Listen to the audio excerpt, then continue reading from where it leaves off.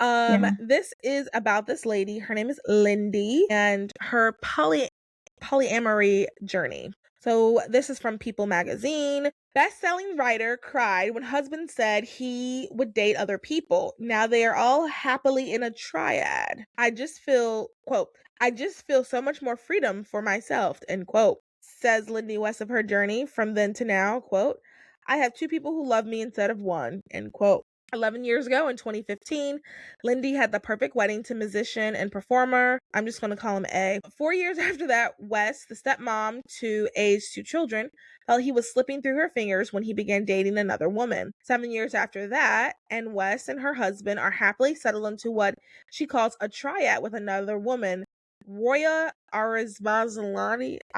These are names I'm not aware of. All three are partners in their relationship, both romantically and sexually. West, a popular writer, comedian, and memoirist. Honestly, I had never heard of her before this, by the way. She helped adapt her 2016 bestseller Shrill into a Hulu series, starring Saturday Night Live alum. Looked back on her journey and talked about the widespread stigma and controversy around polyamory in the recent interview appearing on the Modern Love podcast to promote her book, Adult Braces. West spoke candidly about her changing thoughts on non-monogamy and making it work for her.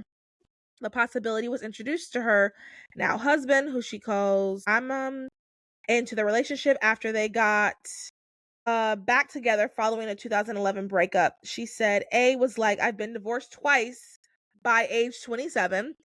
And I feel like possessiveness and jealousy had a lot to do with both of those relationships collapsing. I don't think monogamy is healthy for me, West told The Times. It took years for her to find not just peace and eventually join her marriage through polyamory. Now, there's a lot of things. I said a lot right there. Yeah. There's a lot to be discussed. Do you want to go first? You want me to go first? Yeah, I'll go first. I Okay. didn't listen to, maybe I need to go back and listen to, because I read the interview in the New York Times article. And from what I gathered, just from how I read it, she very much, and this is just how this is how I felt. If she says something different, this is all allegedly. It felt like she was, while she was going through her therapy journey, like he was doing this regardless. Like he was doing this when she wasn't comfortable with it happening. He was still doing it. Divorced twice by 27. This seems like a man who maybe doesn't need to get married. Like there are people who are bachelors for life, and I don't think there's anything wrong with that. I don't think one woman would have ever satisfied him. And she seems like a very hardworking girl. I mean, like you said, she's had a lot of success in media. I think she saw him as a project. Like, I can convince him that I am worth. She even says that at one point. She's like, I'll just be the best girlfriend, and I can convince him that he only needs one. Fast forward to where he ends up dating this other girl, and she's going through all this therapy to try to cope with him dating this Roya person, and she's like finding herself and going through all this. To me, it felt like she was convincing herself. She was 100%. This is my reality. This is my reality. I either hop on board. I really, really love this person. I either get with it or get lost is kind of how I read that. And then she ends it with, oh, it's so beautiful. Like Roya is amazing. And we all are all together here. But it makes me wonder how much of that had to be her convincing herself. Mm-hmm.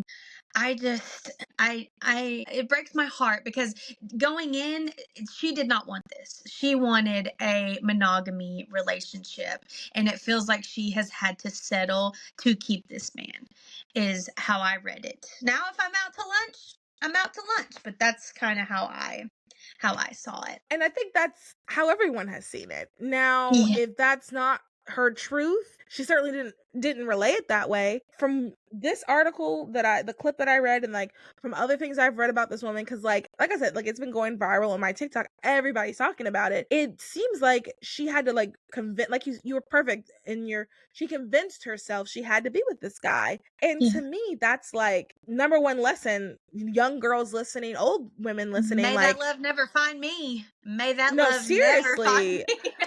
me. if you have to convince yourself, like she in this article or something else I read, she like cried. Think like if you're Yeah. crying, the idea of that means you don't want to do it, and it's No. okay. You don't have to do it. It is Mm-mm. just really crazy to me. I think like so I saw another video where this woman was talking about it. So the woman so Lindy is a bigger woman and Mhm. she went viral or something like that for being like plus size and like she's like a plus size leader. That's what they're saying, right? Mhm. Once again, never seen her a day in my life. And she made a point. So this woman was saying like how if you are forcing yourself like it's also just like a bad look. You're supposed to be this leader. You're forcing yourself to be in this relationship with someone who clearly doesn't respect you and doesn't even really want to be with you because if they're finding someone Mhm. else, that means they don't want to be with you. I'm sorry. Like and I know people don't like that and like maybe it's a hot take, but like if someone wants to be with you, they will be with just you. If they really Yes. don't want to be with you, they'll be with other people. They might like you, but like if they want to be with you, they will be with just you. Right. And Right. I think that like it's just not a good leadership. It's not like it is such a bad stereotype that you're like literally trying to mold yourself into this to have this man Yeah. be what you want. And apparently in another interview that she's done in the past, she made a comment like he's the first man to ever like really love me for who I am. So you feel like you have to, I guess she felt like she had to be like indebted to him. And it's Uh-huh. like I understand like that loneliness of not wanting to be alone. Trust me, I get that. But like I mean, if you're sitting here crying because you don't want to do this, and then he's still, that's the other thing too, you pointed out. He was going to do it either way, whether she agreed to it or not. So, what did she even really have a choice? Right. It's such a messy, and it's supposed to be like this empowering thing that's supposed to be like, yeah, my husband wanted non-monogamy and I let go of these biases that I had and I said, yeah, let's be polyamorous with this random girl that he was going to date anyway and I'm empowered. Like that's how the article is like that's how she's trying That's to make us think literally and it's how it like feels. yeah, and it's like no girly, like I feel bad for you actually. Like I blink know. twice if you need help. Like it's actually Yes, insane. 100%. It's actually really, really scary because, like, walking through her thought process during this interview, if she was completely honest, that's what it looks like a hostage situation. No, Like, and I get it. seriously. I get it. I get it. Like, I've been in one, maybe two very serious relationships in my life, and I'm 32 this year. It a lot of people have comments about that, but I'm very much someone like I don't need to be with somebody just so I'm not with myself. Like I don't need to Yes. be, I'm fine with who I am right now, and I would need someone who like adds to my life, not where I'm, and I get it, all relationships have compromise, but I don't need to be in a relationship just so I'm not alone. And Yes. I get where she's coming from. That love can be, it sounds like a toxic situation. So that love may even be addicting, Mal. It might Yeah. be a drug for her, which it Yeah. can absolutely be. I mean, there's a reason the most toxic couple breaks up every 3 months and gets back together. Like it becomes, it's wired into your nervous system, and her nervous system has told her she can't go on without this man. So she's gonna put everything away in her brain that she has to stay with this man. All the red flags gone, all the biases that she was holding on to out of here. Like she's doing everything to keep her nervous system calm. And I mean, to me, she was completely abandoning herself. Again, she might not feel that way, but that's how it came across to me. Yeah. I think, and let's really quick, because we're running out of time, but let's talk really quick about the point you made about not it's okay, like you should not be with someone just because you don't want to be alone. I think so. I'm about to be 30, well, I'll be 32 in November. Both of us we will be 32 at the end of the year. But 94 the point baby. is woo, the point is we are older women and we are single, and especially as Christians, like coming from the Christian world, and we're both like live in the South, like I have friends younger than me on their like third baby, okay? So it's this like feeling or stigma or whatever that you have to be with someone. And I don't think either one of us are against that, in the sense of like, we desire to be married, but it's so important to make sure that you are marrying the right person, that even if you have to wait a little bit longer, it's just so much more important to take your time to find the person that is going to, you know, be healthy for you, that's a God-fearing man, that's going to love you and protect you. And like, he wants, you know, to, one of my friends, when her husband proposed to her, he said something like, I want to help lead you and our future family to heaven. Like, that's, and I'll never forget that. And like, that is, I know. I know. And like, that is what I want for all of us. And that is the goal, to find someone, not just to be, find someone who's like that, not just to find someone that will be like, oh yeah, he tolerates me.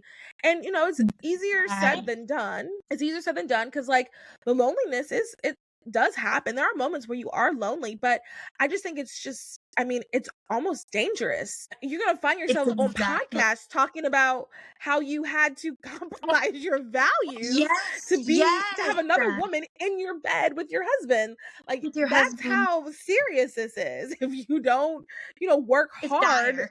to, It's actually yeah, dire. it's dire. You Yes. cannot like waver on this, or you're gonna be looking crazy on a podcast talking about how you hated that your husband didn't want to be monogamous and you cried, but then you force yourself to be okay with it.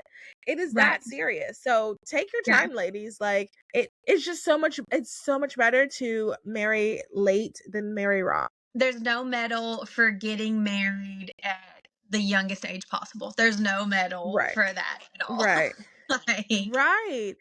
hang in there Yeah. for the one, and it shows that you trust God. It shows that you trust his timing, and he knows better than us. And anytime you try to push, when you feel like you're pushing and you're like, this is my person, I know this is my person, and you know deep down God has given you discernment on if it's your person or not. And if you're trying to push and Mm-hmm. push, he might hand you over to him, and you have a horrible 5 years, and you have to come back to God and be like, hey, yo, you were right. And he's like, I know, because I'm right all the time. But Yeah. yeah, like you said, now you're on a podcast. Though, you know what's scary to me is those headlines that are like, I don't know who I married, or you won't believe who I married, and it's like a 40-segment TikTok. I don't want to be on a 40-second TikTok No, segment. no, Like, no. oh my goodness, yeah.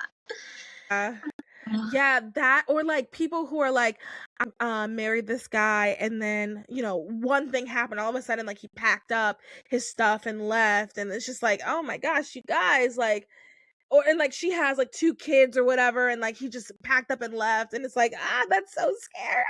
So I'd scary. rather, Scary. I'd rather not. I'd rather just wait. And like, Yeah. another thing too, that's just like a side note, is I think Yeah. when you, for me, what has helped a lot is like keeping yourself busy, having activities, doing things, Friends. building a big friends, making a good Yeah. community. And I think like Yeah. that keeps you grounded. And like, ideally, I think, not, maybe not all my friends, but the majority of my friends would be like, hey girl, you know, you're talking about this polyamory thing, and do you want to, let's come stand over here, let's talk a little bit, and you know, knock me out and kidnap me until I say that I'm going to divorce him. Yes. Like, Yes. I feel like I have friends like that, and like, I think that is really like, that is what's important.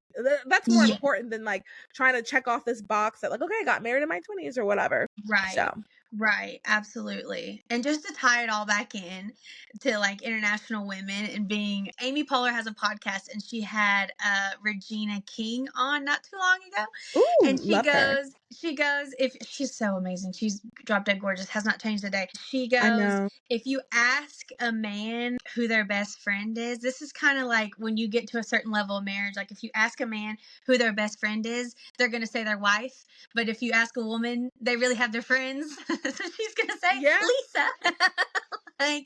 like women maintain friendships throughout their life, man. Like, we're Yeah. just, stick with your friends, and then when God brings you your man, you will know. You will know. He won't. Yes. He's not a God of confusion. He is not a God of Yes. confusion. And ideally, you'll have good friends that will call you out if something is wrong with him. Because sometimes we don't Yes. see it. Sometimes we don't Right. see it. Sometimes Right. we have Absolutely. our glasses Love on, and goggles. Yeah. yeah, yeah. Yep. And hopefully, you have those good friends that'll be like, "Hey, girly, like you're doing some crazy things Surround right yourself. now." Thank you for watching this clip of Those Are the Girls with Mallory and Friends. You can watch the full episode here on YouTube or wherever you listen to podcasts.